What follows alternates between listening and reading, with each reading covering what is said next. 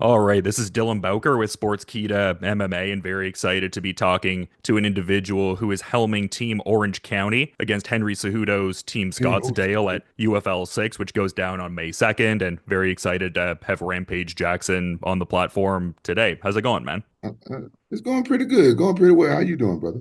Yeah, no, doing well. Just seems like exciting times with, what's happening with the UFL and everything like that. So just, yeah, great to see this dynamic here and just the rivalry between team captains here, yourself and Henry Cejudo. Seems like a great card with UFL 6 coming up. Yeah, I'm very excited about this point in MMA where we can get into like the team battles because there's no secret Father Time is undefeated, and I don't have much time left of me getting my there in the cage, so I can put other fighters without actually getting hit. So Henry Cejudo got a rude awakening, prepare, in store for him, and he's been talking a lot of smack because he really believe in his guys. I really believe in my guys, and we're gonna get it on. Yeah, I understand there's a little betting action going on between yourself and Henry Cejudo. What's going on there? Oh yeah, Henry Cejudo has to dress up like Eddie Monster.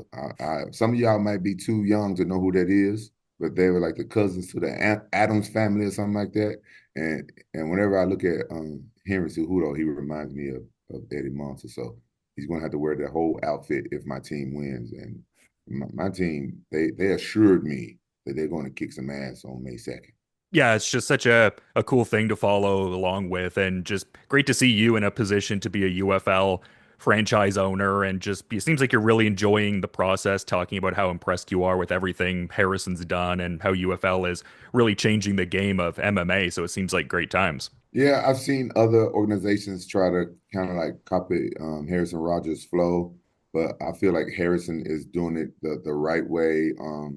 These guys, a lot of these guys, they're like just leaving the amateur leagues and they stepping off into the low level pro. That's the way you go with this format. And Harrison's bringing in some big guns to be team owners, not just coaches. They can coach and own. And I really like the style format of the scoring. So I feel like it's been tried before in the past with IFL. No disrespect to them. With all due respect, I have to say that they failed. They I told them like, listen, the scoring is what's going to make this important. And I was at the event when Henry Cejudo fought his team fought Frank Mir's team. And that was one of the most exciting MMA events that I ever witnessed. And so I think that they just did a phenomenal job with the scoring, and I'm so happy to be a part of it. I can't even explain how excited I am.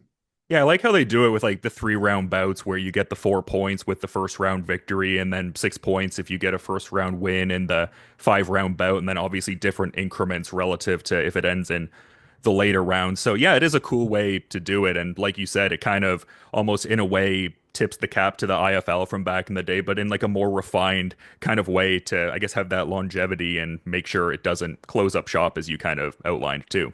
Right, 100%, 100%. Yeah, no, it's just awesome to see and great to also have seen the recent news of the Vice TV deal and streaming on Rumble as well and everything. So, I mean, that's an important piece of the whole thing as well. Oh, man, I'm telling you, UFL is growing so fast, and Harrison Rogers is making a lot of great moves, and I'm excited that people like Rumble and Vice TV are showing interest, and I think that's just only the start. I think that once they see what we're doing and what Harrison brings to the table and all the energy of the big dogs coming in, like he got like Nate Diaz. Rashad Evans, Anthony Pettis, Holly Holm, and many more coming over to be team owners, and we already have Frank Mir here in Cejudo and stuff like that. And once the other big dogs see what's going on here, we just having fun and creating something new for the up and comer fighters and stuff like that. I think a lot of big guns are going to come over and be team owners, and then it's just going to take the MMA world by storm. The fans are going to love it.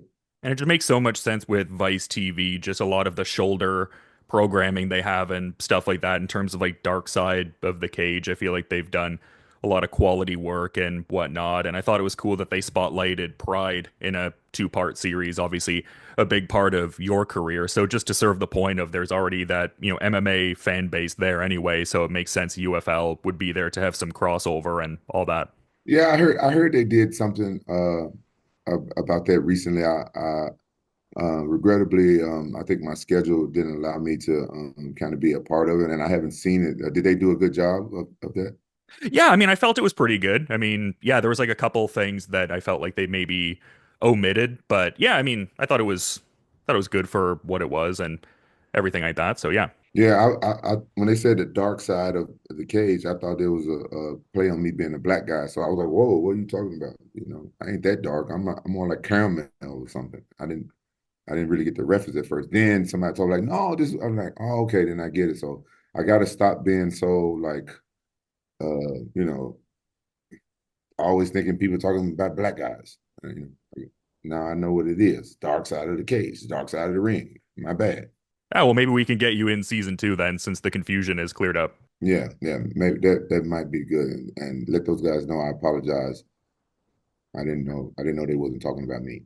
But yeah, I mean, some localized connectivity with some of the subject matter they covered on the show too. Just there being a Kimbo Slice episode, and you obviously coached him on the Ultimate Fighter opposite Rashad, and that kind of tied into, the recent situation that happened with that canceled boxing bout. I talked to Sean Merriman about that recently, and he wasn't like directly involved in it per se, more of like handling the broadcasting end Yeah, of things, but it seemed like he was disappointed by how it played out for yourself and Rashad. Like, what happened there from your perspective? from my perspective, um, my manager kind of like dealt with everything, and the promoters they didn't fill their contracts, like they didn't fulfill what was written in the contract, and boxing is not like MMA. It's like a one-off promotion and stuff, one-off show. So you want to have some guarantees that you're actually going to get paid. So they do like deposits and stuff like that. And they didn't meet it. And my manager was like, "Hey, it's a big chance that you're going to get there and fight." And they didn't put the money in escrow like the contract says, and they didn't give you your bonus like the contract says. Like it's no guarantee that you're going to get paid. And it's been times in boxing where fighters don't get paid, or they get paid like 2 years down the line, or they never get paid. And he said, "Are you willing to take that chance?" And me, I would have fought Rashad for free, but what I won't do is get screwed over, willingly. I didn't want to get screwed over willingly. Like fighters and athletes, we get screwed over so many times in our career, and I just can't keep taking it like that. So Rashad and I, we decided to stand our ground. And we told him like, look, have this money, this guarantee in escrow. We're not even asking for it in escrow, where we know when we fight, we're going to get paid. And obviously, they didn't have the money, because why not save the show? Yeah, and I mean, you've been burned before, as you mentioned, and even, No, no, I don't know where you heard that rumor. I've never been burned. I've always been clean. No, never, never, ever been burned. I don't know where you heard that rumor, and that oh, wasn't me. I guess I just meant in the sense of like that Shannon Briggs boxing Oh, bout in oh, oh, Qatar. oh, Like, oh, okay. Oh, okay. My bad. I thought you were talking about something else. Yeah, the Shannon Briggs thing. Those guys in Qatar, same thing. Those guys was different type of shade. I think those guys never planned on having a fight. They were just pretending to put on a fight and getting money from sponsors and all these different things. Those guys, that was totally different. They wasted months of my time. I'm talking about. I don't know how he even made it make sense. I was on the phone with this guy sometimes for hours at a time. For an hour, I remember 45 minutes. He's just talking, showing me paper. I don't get that. But anyway, I want to focus on UFL 6. That stuff is it depressed me, it had me so negative for a while. But UFL 6 is bringing me it's bringing me out of my depression, because I was depressed about not fighting, and I'm excited to finally see. I gotta get these names right. My brother Patrick Cornell. I've been wanting this guy on my team for so long. This guy's a firecracker. He just I wish that I wish that I can do some of the stuff that he could do. I'm a bigger guy. I can't do all the flips and all the flying stuff. I'm really excited about seeing him. I got some dogs on my team. I don't know if Henry Cejudo know what he got. I got this one guy on my team, Gino Morello. He's 4-0, great wrestler. Bro, I got some killers on my team. I got some killers. Yeah, I mean that's evident on this card from top to bottom. I mean, you see that with, Randall Wallace as well, readying to fight Kyle Stewart and just yeah, stacked card for sure, man. I mean, you mentioned Gino Morelli and Patrick Cornett and everything like that. Just yeah, really, stacked team and everything like that. And I'm sure it's really cool for these, upcoming fighters to be in the position of, having you helming the team and stuff like that. Like, do you find there's that, real camaraderie among the fighters and stuff like that on Team OC? Oh yeah, yeah. Team OC, man, we good. There's nothing but camaraderie. You know what I'm saying? How you say the word camaraderie? How you say it? Camaraderie. Say the word one more Yeah, time. but yeah, camaraderie. Yeah. Camaraderie. It's camaraderie. That's what we like on my team. We camaraderie. Yeah, it's just yeah, such a cool structure and everything like that, and what they're looking, to do for fighters in terms of like the, health insurance component and shares in the company and everything like that. Like that's such a huge thing for fighters. So just, love Right. to see that happening and everything like that. Right. Harrison Rogers is so selfless. He gives away a piece of his company to everybody who puts in, and that's why I rock with that guy from day one to the end of time. What he's doing for MMA in just a short period of time. It means a lot to me and a lot of other fighters, and I wish that someone was doing this for me. Think about if UFC or Pride did this, just give you a little bit. Think about if UFC gave the fighters who risked their lives and put them on a map and got them more popular. It just gave them just a little bit of what Harrison. So I would have made, what I'm saying, 20 times more than what I've made in the UFC just by owning a little bit of it. And I understand that that's a big company. I understand business how that work, and you don't want to give away everything, but the way Harrison is doing it, everybody eats, and I love that. Yeah, well, it does seem like some of the business components can get in the way of certain things transpiring. Like I think we're seeing that with the Jon Jones Tom Aspinall situation because as of today, Tom Aspinall officially broke the UFC's record for longest reigning interim title holder, and somewhat recently, Jon Jones also was listed as the second longest reigning heavyweight champion under Cain Velasquez. So yeah, there's something going on there, and yeah, just serving the point that you kind of said there and whatnot. Yeah, yeah.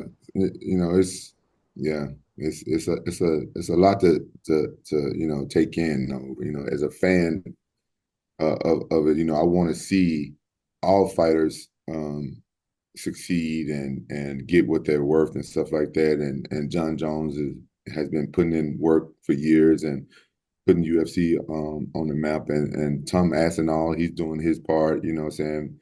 He's growing his fan base a lot, and a lot of fans want to see that fight, right? But Jon Jones is like, hey, pay me what I want, pay me what I want, and you can't get mad at that. Some people saying Jon is ducking him, but if UFC gave us a piece of the company, you wouldn't have stuff like that. I don't think Harrison Rogers will ever have problems like that. I think Harrison's a genius in that way. So say if I own a piece of the company that I'm fighting for, I do whatever they need. I fight whoever cause it's only going to make me more successful, more, what I'm saying, it's going to be more lucrative for me as well. So, that's what you get when when you take care of your fighters. You get guys who are like, okay, yeah, whatever you need. Yeah, no, so important to have that and everything. And it seemed like the GFL was even trying to map out like a similar strategy and then canceled a pair of shows. Like, do you have any particular thoughts on that? Like the Global Fight League shows that ended up being called off towards the end of May there? No, I don't know anything about them. I never signed up with them or did any business with them. I'm very loyal to UFL, and I kind of felt some type of way that the GFL was kind of like copying Harrison Rogers and UFL's flow. So I kind of like stayed away from it. I've never was really officially offered a contract or anything, so I didn't look into it. But I'm always down for any of my comrades to make a living. Seems like they had like a lot of people on the card and stuff like that, but it seemed like they overexerted their finances or something. That's what it all seems like. It sounded good on paper, but it costs a lot of money to do a show. You know what I'm saying? You can lose money real easy, real fast. Yeah, I mean, for sure. I guess I was more even asking in just like someone, like the sense of someone who's observing the landscape of combat sports. I wasn't even necessarily saying about if they formally offered you a Oh, my contract. bad. Because, yeah. Oh, No, no, oh, no. Yeah, oh, you're oh, good. oh, my bad. My bad. I misunderstood your question. I think No. your shirt kind of threw me off. That's a cool shirt, and I was thinking about that hot sriracha, and you got a big cock on the middle of your shirt. That's a good logo. You know what I'm saying? Some people call it cock sauce, and I was thinking about all that stuff, and I was like, man, he got one of the cool shirts because I know when I go to the Vietnamese restaurants, they always have it on the table.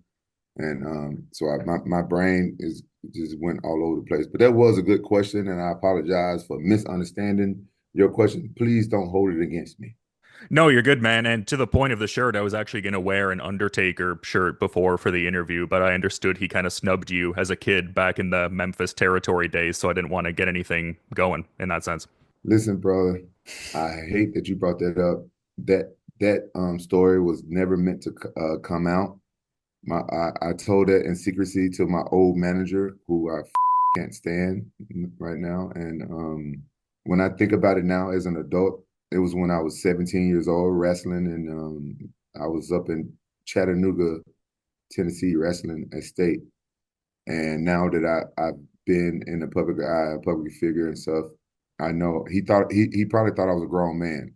At 17, I was really big. I was muscular. I was ripped. Right? So he didn't know I was a kid. So I forgive him, the Undertaker, and he's probably in character. But the other kid that I saw him signing the autograph for, he was a lot younger than me, so he probably knew that he was a kid. But me, he probably like some grown ass man coming up to him asking for an autograph. The same way I feel a lot when grown ass men come ask me for pictures when I'm busy. Like he was in a hotel lobby, he was probably busy. You know what I'm saying? So Undertaker, if you see this interview, I was a kid, and I apologize. That story was never meant to come out. I don't know why my old manager said anything. I had told him that in private, and but it did make me feel some type of way. But it made me the person who I am today. I honestly, I stopped watching pro wrestling um, that day, and I went to the world of MMA. Had that not happened, I would have been a busted up pro wrestler, because those guys, they live a life that I'm not man enough to live. Like they go out there and they wrestle and put their body in pain every day, and I can't do it. That's why I said pro wrestling is harder than MMA, because we fight like what the max you can fight probably like 6 times a year. Those guys, they wrestle 6 times a week. It's like a fight 6 times a week. I couldn't do it. Yeah, for sure. In the interview that I saw, I guess I interpreted it as if you'd spoken to him since and kind of made amends. So my apologies for, bringing it up if it didn't seem like the thing to Yeah, man. get into, I guess. Yeah, man. You open up old wounds. Like I talked to him about it, and he's a big fan of MMA, and he's a great guy and stuff like that. And you opening up old wounds. Now I got to go sit down in the shower and cry again about this whole thing all over again. Thank you. I feel like even the prior time I talked to you, I kind of had a bit of a slip of the tongue too. But yeah, don't mean anything by it. So just appreciate you making the time to. Who you slipping your tongue into? I'm not with that. I don't go that way. What are you talking about? You spreading rumors here? First you said I was burning. Now you talking about you've been slipping your tongue on me? I just keep putting my foot in my mouth here, I guess. Yeah, yeah, yeah, yeah, yeah. Well, Definitely. I was gonna say I wish I could end on a slightly smoother note, but I understand you have subsequent interviews to do. But yeah, I figured I'd give you the floor all the same. If you had any final parting thought you might want to add as we're wrapping up here, Rampage, I do appreciate the time. All right, no problem. I just want to tell all you MMA fans out there, much love. Thank y'all for supporting this sport. No fans, no sport, but check out UFL 6 live on Rumble TV. I think we're going to start off going live around 6:30. Make sure y'all there, and please root for Team OC, baby. OC, root for Team OC, baby.